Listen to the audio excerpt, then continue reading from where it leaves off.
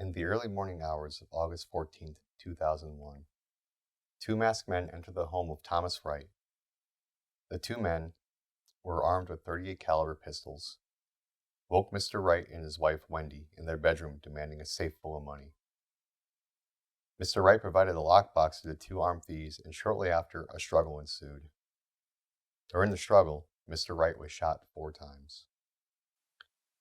The two thieves left the home, lockbox in hand, and Mr. Wright left for dead on the floor of his bedroom while his helpless wife watched, frozen in fear and anguish. The case was high profile due to Mr. Wright's status in the St. Charles community, as place of employment, and in his church. At the time, Wright was the chief financial officer at Delnor Community Hospital in Geneva, Illinois, which contributed to the notoriety of the crime. Furthering intrigue was the unexpected suicide of Wright's son, Christopher, the day before. Police immediately suspected drugs fueled both the shooting of Mr. Wright and his son's suicide, especially after an investigation into the background of Christopher revealed he was using his parents' home to deal drugs from the basement.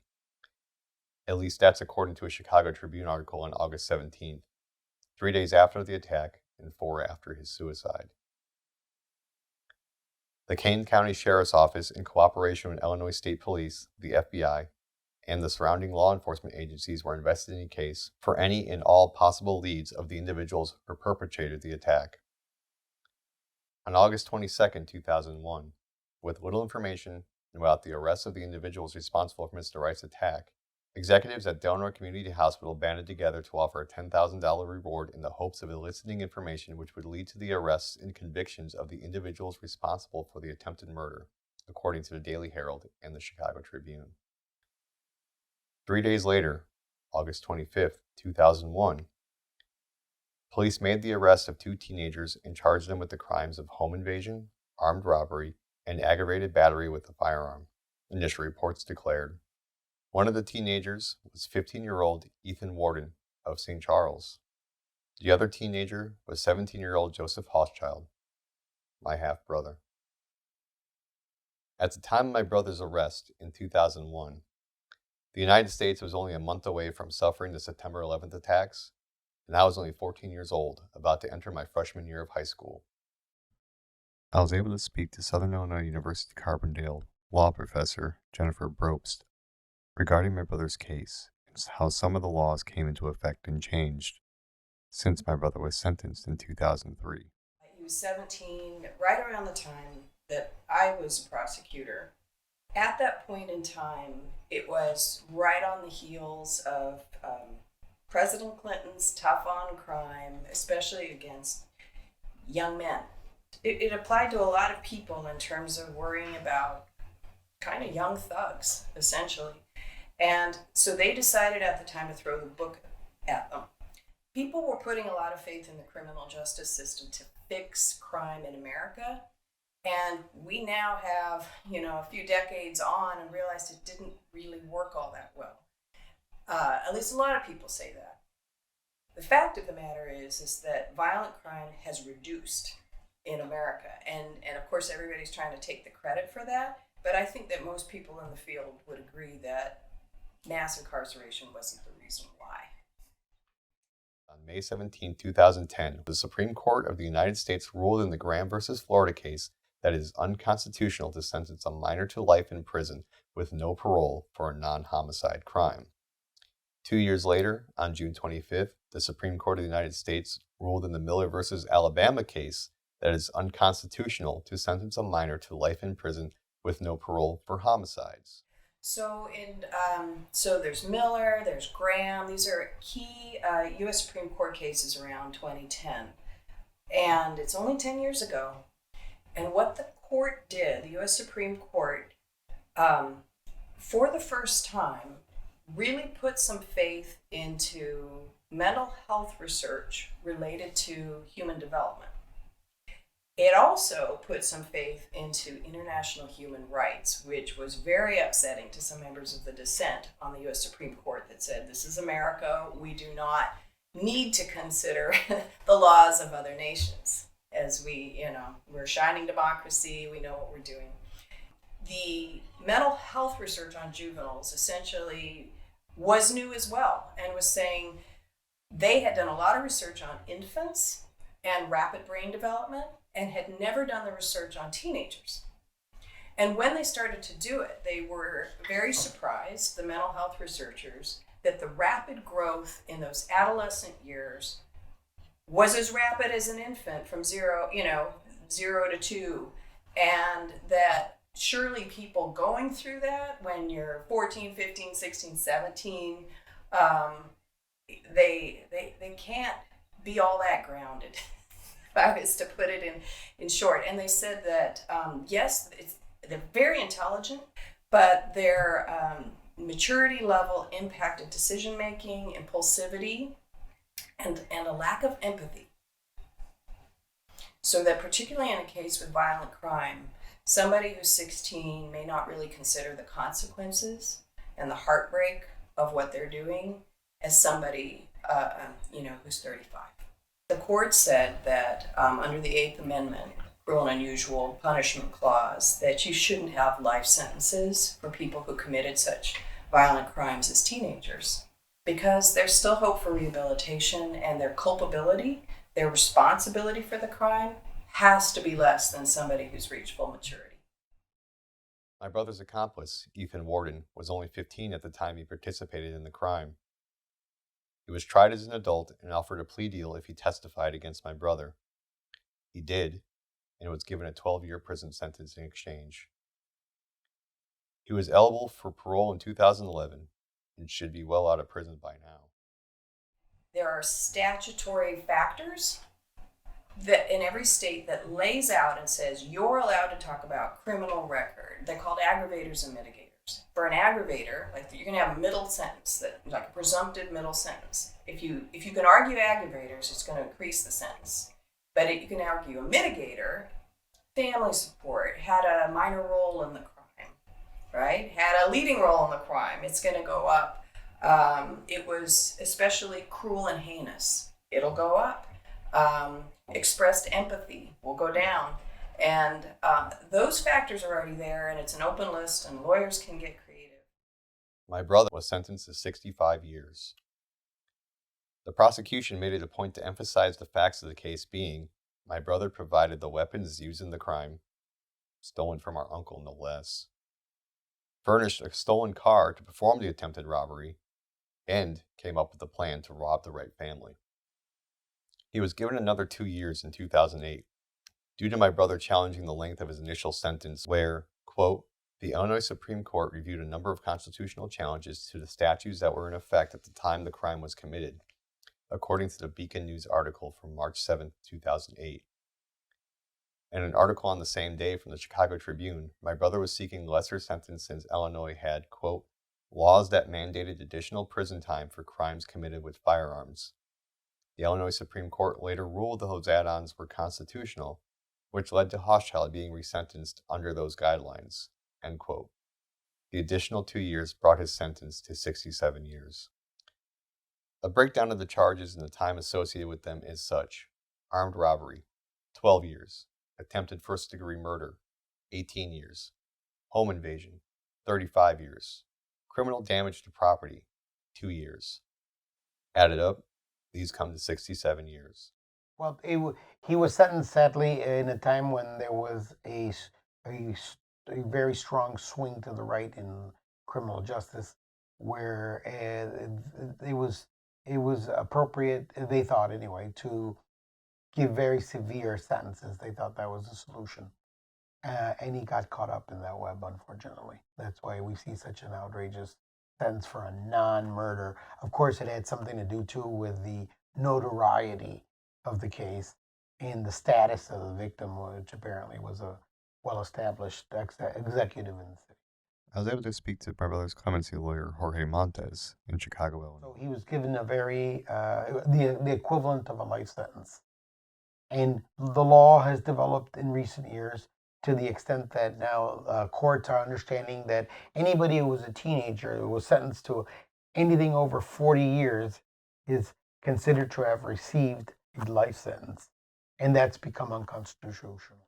The Illinois Supreme Court ruled in the 2019 case of the People v. Buffer that sentencing a minor to anything over 40 years without parole is a de facto life sentence, given the toll prison takes on the body in addition to the stress it places on an inmate.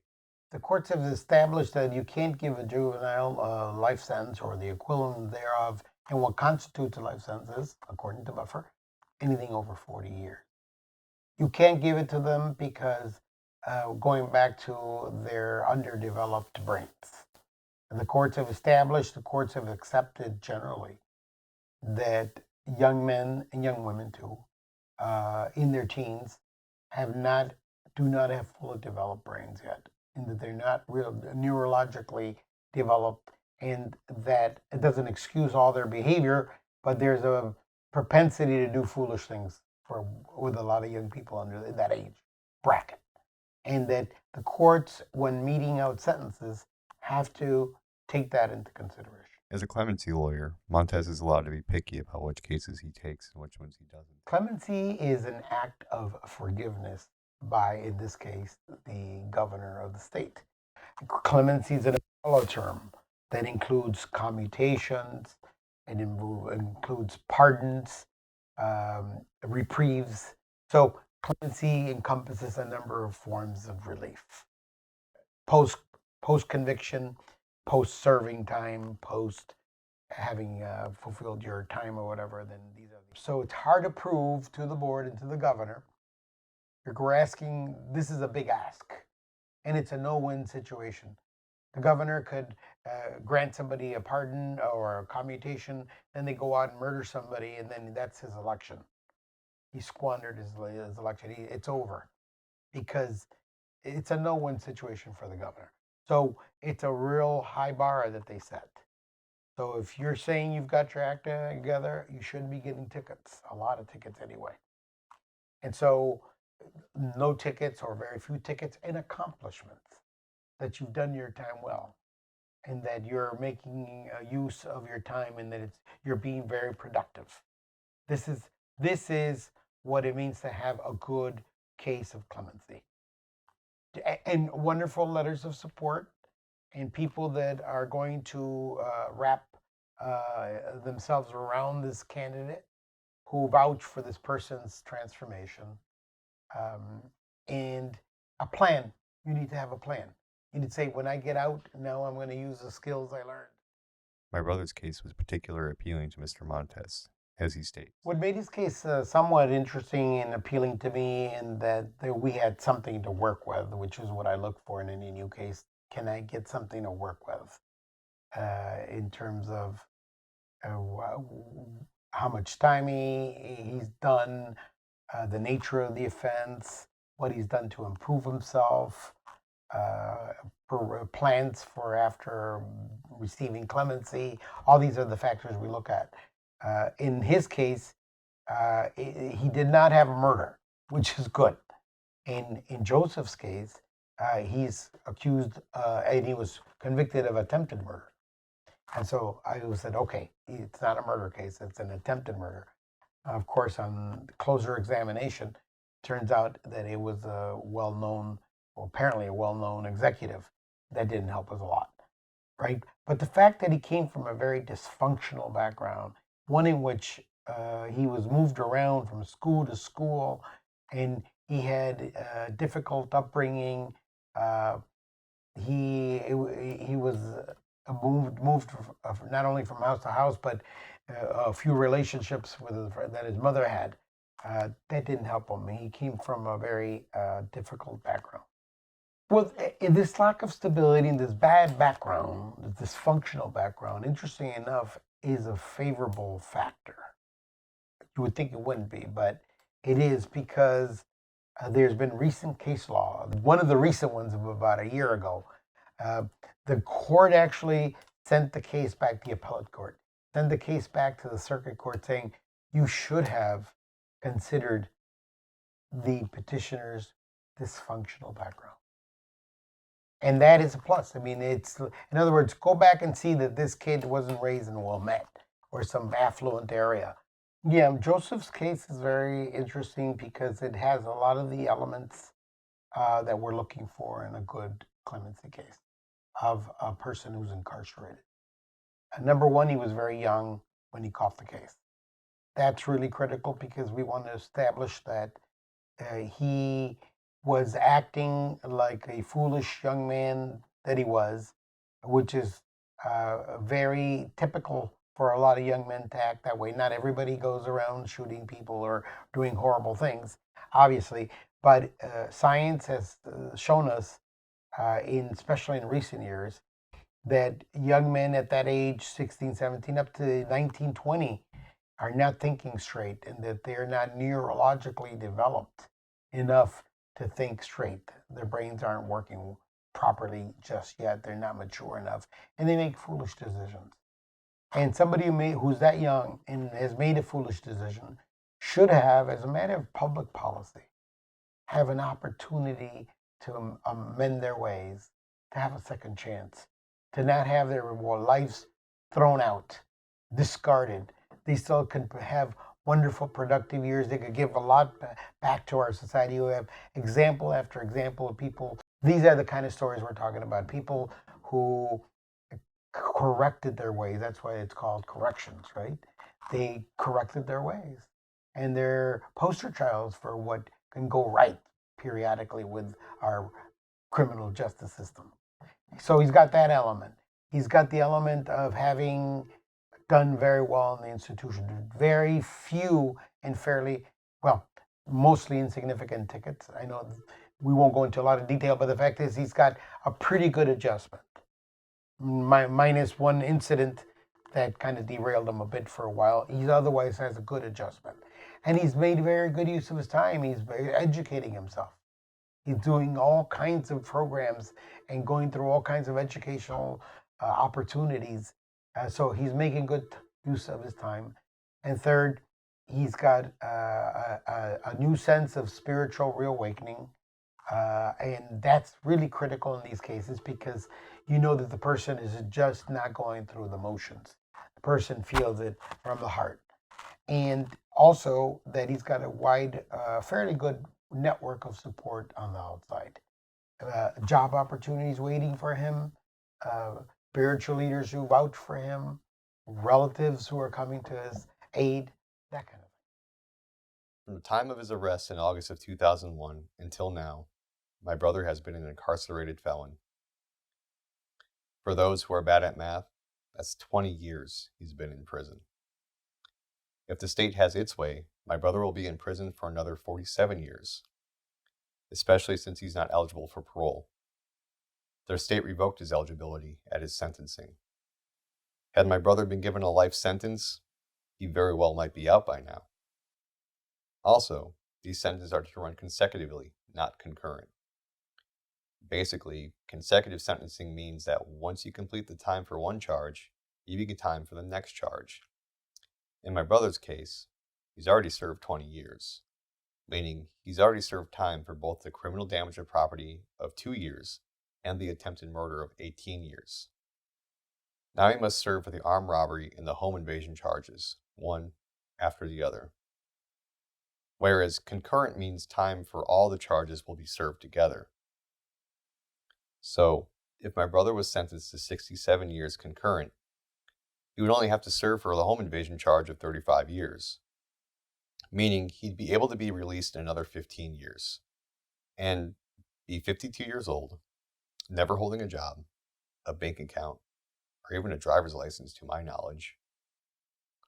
To quote Michelle Alexander's book, The New Jim Crow, the defendant can easily face a sentence of 50, 75, or 100 years to life arising from a single case. And to quote Peter K. Ann's book, Incarceration Nation, by almost any measure, the U.S. legal system is one of the most punitive in the world.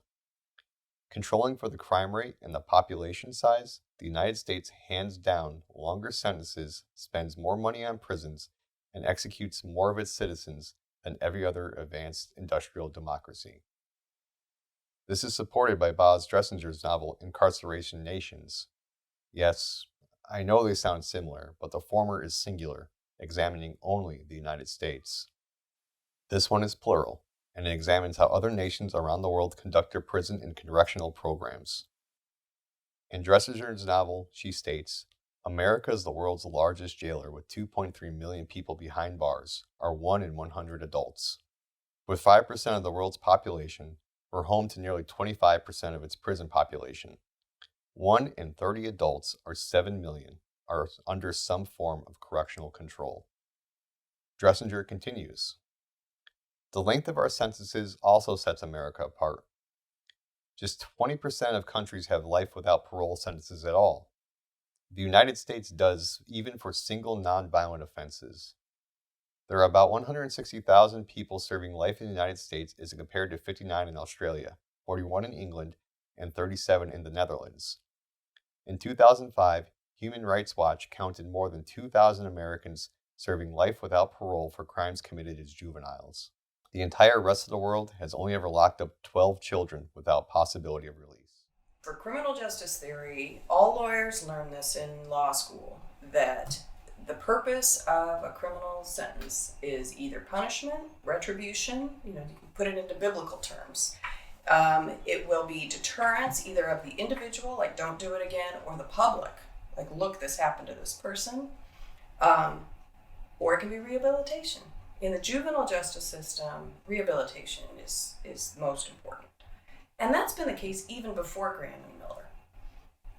But for adults, not so much. For adults, it really is about punishment. And I think part of it is the mental health research has shown that approaches to helping people haven't worked so well. So they weigh in quite effectively in saying a person may be less responsible for their actions, but whether the mental health community can actually help people recover in a way, not so much. We're not there yet. Clemency is a very tall order for anybody who's doing serious time for a violent offense, particularly murder, attempted murder, and certainly sexual offenses. It's a very tall order. But having said that, it's not a futile exercise in that in the course of the last year and a half, we have gotten 2 murder cases, gotten relief for 2 murder cases, and 1 lifer was released as a result of our petition. Well, we covered the sad part about this whole thing, that clemency is a very tall request. It's a very difficult thing to get when you're incarcerated. And it's only a very small percentage of people who get it. We've seen success, but not nearly as much as we'd like to see, because we see so many lives that are transformed, people who can become so productive in society, who could give so much to our communities if only we'd give them a chance. Well, words are cheap, and so people could say till they're blue in their face that they've reformed, and that they're transformed, and that they're different people. But if their actions don't show it, then it's not true. But if your actions show consistently, then you could go years and years the way Joseph has, without getting any kind of violations, any write-ups. This man has it. He got it. He understands what it takes to live in a free society now. He will be a successful man upon release. And I could almost guarantee you that if given a chance, he will never return to prison. The state has argued vehemently against my brother's clemency. In the Freedom of Information Act request from the Kane County Circuit Clerk, I was able to obtain the response to my brother's clemency request from the state, where it states, the defendant/petitioner, my brother, has no regard for human life. The fact that the defendant/petitioner carefully planned these crimes, paying a great deal of attention to conceal his identity, shows how evil he is. The fact that the defender-petitioner chose August 14, 2001, the day that the victim's son committed suicide, as the date to commit these offenses, shows the true character of the petitioner. While Thomas and Wendy Wright were grieving over their son's death, the opportunistic petitioner and his co-defendant were planning to break into their home and confront them with guns just to get money. As a result of being shot 4 times by the petitioner, the victim, Thomas Wright, was not even able to attend his own son's funeral. Since the age of 13, the petitioner has been living a life of criminality. The petition is a menace to society. Society can only be safe from the petitioner when he is locked up in prison. The people of the state of Illinois and the victim's family object to early release, executive clemency, or any other special considerations for this petitioner. In a Prison Legal News article written by Paul Wright in 1994, he states, Fred Markham once told me that prisoners reminded him of the Wizard of Oz. The wizard said he was not a bad man, just a bad wizard. Likewise, the vast majority of prisoners are not bad men, just bad criminals. Anyone who has done time in prison will tell you that they are not filled with rocket scientists. More of the people in prison are not evil nor professional criminals. They tend to be poor people with emotional, drug, or alcohol problems who are caught doing something stupid. The professional career criminal tends to be a media myth.